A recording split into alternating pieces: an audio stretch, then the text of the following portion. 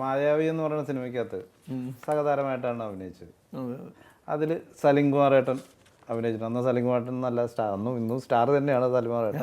അല്ല, ഞാനൊരു മാറ്റം പറയാം. പിന്നീട് ഞാൻ ഫസ്റ്റ് അഭിനയിക്കണ എൻ്റെ വീട് അപ്പൂൻ്റെ അതെ, എൻ്റെ വീട് അപ്പൂൻ്റെ സലിമേൻ്റെ കൂടെ കോമ്പിനേഷനിൽ അഭിനയിച്ചത് ഉണ്ടല്ലേ. അങ്ങനെ ഒരു കണക്ഷൻ കിടപ്പുണ്ട്.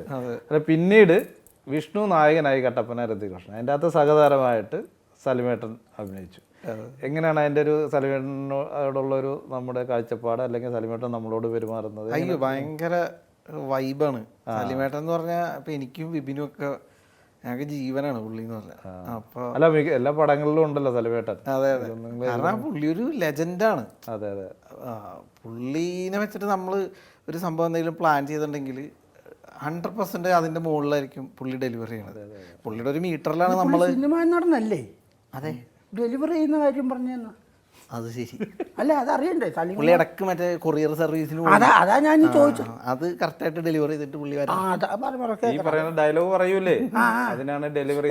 സിനിമാക്കാരാണല്ലോ, അല്ലാതെ അത് അമ്മച്ചി അത്രയും പിടിച്ചില്ല. ഒറ്റ ഡെലിവറി മാത്രമല്ല, ശരി, ഇതും കൂടെ ഉണ്ട്. അപ്പം അത് അങ്ങനെയുള്ള ഒരു ഗ്യാരണ്ടി നമുക്ക് പുള്ളിയുടെ ഭാഗത്തു നിന്നുണ്ട്. പിന്നെ പ്ലസ് ഒരു നമ്മുടെ പരിചയത്തിലുള്ള ഒരു ചേട്ടൻ എന്നുള്ള നിലയ്ക്ക് ആത്മബന്ധം, ആ ഒരു ബന്ധവും നമുക്ക് സലിമേട്ടനോടുണ്ട്. ഭയങ്കര സ്നേഹമാണ്. അല്ല, സലിമേട്ടൻ എനിക്കൊന്ന് മറ്റ് പടങ്ങളിലൊക്കെ സ്കോർ ചെയ്യണേക്കാളും കൂടുതൽ നിങ്ങളുടെ പടങ്ങൾ കട്ടപ്പനയിലൊക്കെ അടിപൊളി സംഭവമല്ലേ ചെയ്തത് സ്കോർ. അതെ, നമ്മുടെ ഈ കഥാപാത്രത്തെ കൂടുതൽ അറിയുകയും സലിമേട്ടനെ കൂടുതൽ അറിയുമ്പോഴായിരിക്കും. അതൊരു ഗ്യാപ്പിന് ശേഷമായിരുന്നു കട്ടപ്പനയിൽ ഋതിക് സലിമേട്ടൻ വരുന്നത്. അപ്പൊ പുള്ളിയുടെ എൻട്രിയിൽ തന്നെ നമ്മൾ വെച്ചിരുന്ന ഡയലോഗ് അതാണ്. മറ്റേ തിരിച്ചു വരുമ്പോ ആരംഭത്തിലെ അപമാനം.